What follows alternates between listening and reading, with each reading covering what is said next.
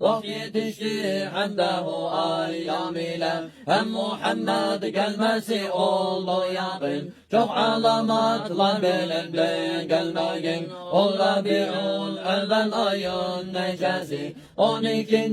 gece isnen gecesi, dedi gördüm ol Habibin anası. Bir acem nur kim güneş pervanesi, ben vurup çıktı evinden nagihan. Köylere dek nur ile doldu cihan, hem hava üzere düşendi bir döşek. Adı Sündüz döşeyen ani melek, 3 alem dahi dikildi 3 yere. Her birisin edeyim nardan nara, mağrubi maşrıkta ikisi anı. Biri damında dikildi Kabe'nin, bildim onlardaki o halkın baki. Kim yakın oldu cihana gelmeyin, indiler göğden melekler saf uzak. Kabe kimi kıldılar evin dava, yarılıp divarı çıktı nagihan. Geldi 3 hurimene oldu ayan,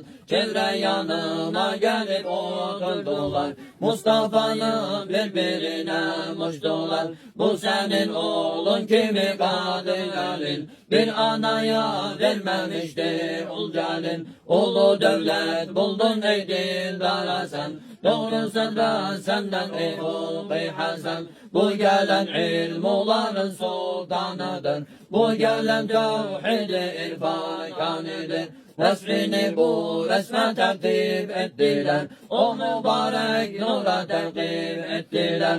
Emine eder cuma oldu tamam, kim vücuda gelir o hayrul anam. Susadım gayet hararetten gadi, sundular bir cem dolusu şerbeti. Kardan ak idi, rehen soyuk idi, lezzeti dahi şekerde yok idi. İçtim onu oldu vücuduma gel, edemedim kendimi nurdan bana.